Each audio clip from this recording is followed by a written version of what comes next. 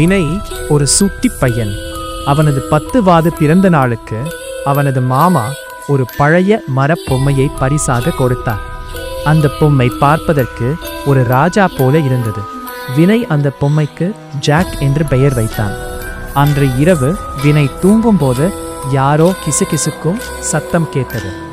வினய் வினய் ஜன்னலை திறவிப்பார் என்று அந்த சத்தம் கேட்டது. வினய் பயந்து போய் கண் விழித்து பார்த்தான். ஜாக் பொம்மை அவன் கட்டிலுக்கு அருகில் அமர்ந்திருந்தது. அதன் கண்கள் நிலவொளியில் மின்னுவது போல அவனுக்கு தோன்றியது. வினய் மெதுவாக பொம்மையை எடுத்து அலமாரியில் வைத்து பூட்டினான்.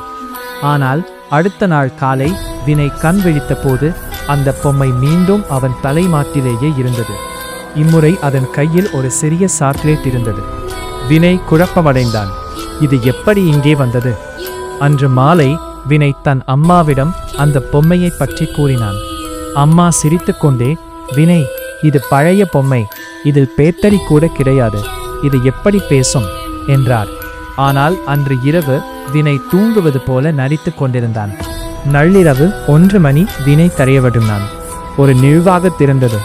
ஒரு நிழல் உள்ளே நுழைந்தது. வினய் பயத்தில் கண்களை இறுக்கு மூடிக்கொண்டான். அந்த நிழல் பொம்மையை எடுத்து அவன் தலைமாட்டில் வைத்தது. வினய் மெதுவாக கண்களை திறந்து பார்த்தான். அங்கே நின்றது அவனது மாமா இல்லை, அந்த பொம்மை போலவே உடை அணிந்த ஒரு உருவம். அது மெதுவாக வினயை பார்த்து சொன்னது, ஜாக் பொம்மைக்கு ஒரு நண்பன் தேவைப்பட்டான், அதான் நான் வந்தேன். சட்டென்று விளக்கை போட்டான் வினய்.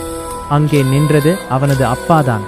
வினயை பயமுறுத்தி விளையாட அவர் அப்படி செய்திருக்கிறார். பொம்மையை அவரே எடுத்து வைத்திருக்கிறார். எல்லாரும் சிரித்தார்கள். அப்பா சிரித்துக்கொண்டே வெளியே சென்ற பிறகு வினய் பொம்மையை பார்த்தான். பொம்மையின் கையில் இருந்த சாக்லேட் கவர் இப்போது பிரிக்கப்பட்டு இருந்தது. ஆனால் அந்த அறையில் சாக்லேட் சாப்பிட்டது யார்? வினய் ஜன்னலை பார்த்தான். அங்கே தூரத்தில் அதே பொம்மை உருவம் காட்டில் மறைவது தெரிந்தது.